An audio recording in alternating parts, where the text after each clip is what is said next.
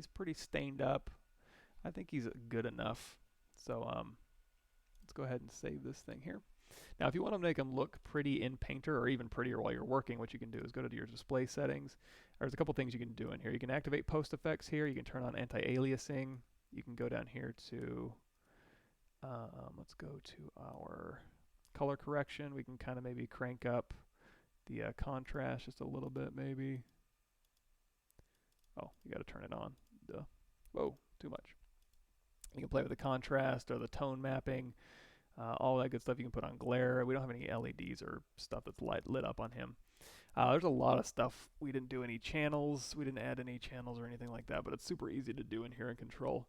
But we'll get to that later when we get into creature stuff and sci-fi stuff. So anyway, we've got that we can kind of play with. We can also go into your viewer settings, and let's turn on shadows. And that'll kind of weight him a little bit more. We'll do intensive computation. They're at 100 right now. We'll turn that down to like 70. Now as we turn this light around, you can kind of see those shadows kind of collecting a little bit better. And then we'll go down here to our common parameters. We can change the quality to high. And then I'll kind of increase the quality here. So even within Painter, you can make it look a lot cooler. Let's make sure that's showing up okay on OBS. Hold on. Okay, yeah. I need to get a new monitor for this side thing. It is uncalibrated and getting old.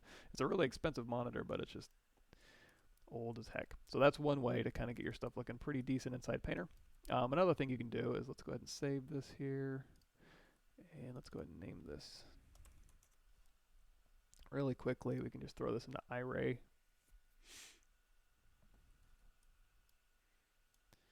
And we kind of did this at the end of the last one where I brought in my other robot here. So let's go ahead and throw him in another environment map. So there's a panorama map. If you don't want to see the map, just go into your dome. Where are you at? Dome, environment map, dome. You can choose on a clear color, kind of like in Keyshot, where you can just do a clear color background and change it to whatever you'd like.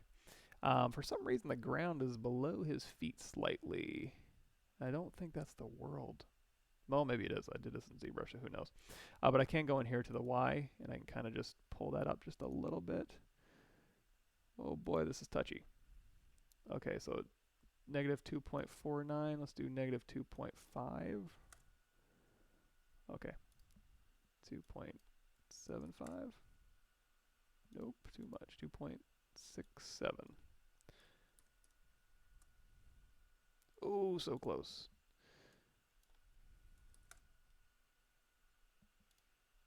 Wait, am I getting dumb? I think I'm going the opposite way.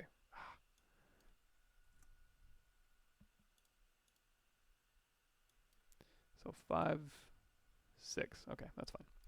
I'll kind of ground him a little bit. And now we're just using his environment map. Now, it's just like Painter control, so we do shift right click. That'll kind of spin that environment map around, and it's just using that HDRI image to light him. So it's not like Marmoset or anything where I'm going to drop in lights or anything like that, or Keyshot where I can make my own lights. Although Keyshot does and Marmoset both use HDR images to light this thing. But you can also, let's switch this out. So I'm going to turn off clear color for now, and we'll just drag in. Let's do if, let's go from Panorama over to Bonifacio. Stairs. Let's put him in something like a bus garage, since he's all kind of decked out here. So now here he is in a bus garage. He looks totally at home. Little workshop area. But a lot of different lighting scenarios. They've got these ones for like studio lighting and stuff. And this one looks like a studio here. An actual studio. That's cool. But anyway, that's just a really cool way to kind of do your IRAY rendering. And it's kind of like a quick Keyshot type thing. But he totally looks like he's totally in this environment. I like that. You can also, if we go down here to clear color, we can say, you know what, you can make the bottom, his feet more reflective if you want to see through those. And you can change the glossiness so that it's a little more mirror-like. So if that's the effect you want to go for, and usually I would just do that for like nice studio-looking stuff. If I was trying to think of like jewelry or something, you could use that maybe. So that's pretty cool. Oh, also in here in your min and max samples, you're going to see it kind of stops pretty quick. You can crank up your min samples, your max samples, or your max time.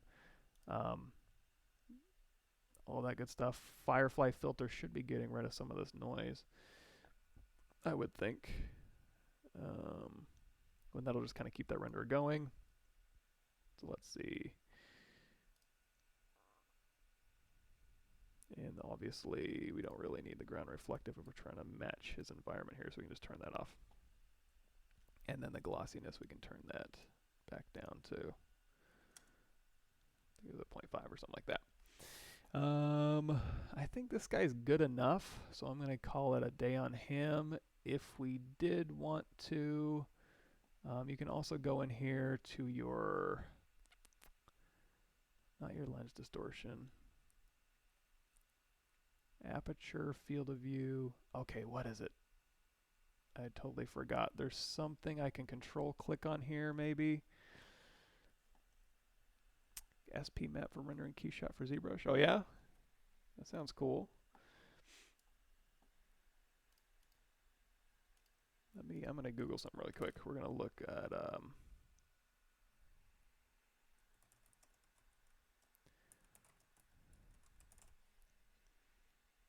I always forget this here.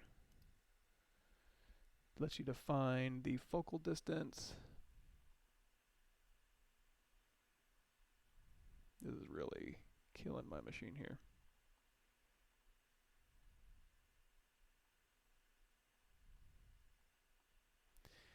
Render time, viewer settings. Oh man, let me just do a search.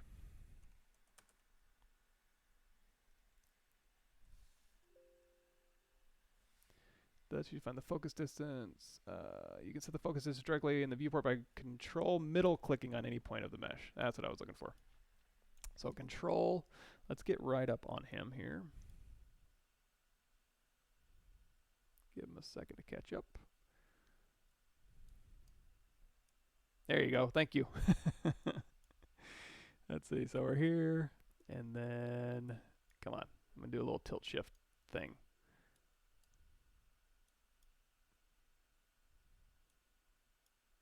Sorry guys, this is really taxing my laptop. I'm gonna upgrade soon here, some sort of Ryzen beast maybe, and really get my CPU going. So let's see here, we got, okay, so if we middle mouse click here, this point, and then we can crank up the aperture, and that'll keep whatever we clicked on in focus and then blur out everything else, so you can kind of get a really cool like extreme angle tilt shift thing going, which is pretty neat. What a cool thing. Anyway, we've had enough fun rendering, so let me go ahead and hop out of IRAY here. And now we're back in Substance Painter, and again, we still have the nice looking Substance Painter here, so not too shabby. Now we'll go ahead and save this again. And if we did want to export this thing to another renderer, it would be a simple matter of going here to export our textures. We already have what we brought in as the low res, which was our low res bake file. We can just bring that into another program. But you can go through here to your configurations. If you want to make your own configurations, it's a simple matter of just creating like a new RGB map. You can start with one of these things and then duplicate it off. I have an Octane one here we could maybe try.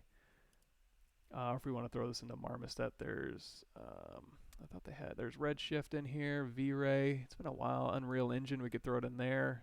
It's been a bit since I've done this at home, so what I'm afraid of, there's Keyshot and Octane. What I'm afraid of is I would do that and then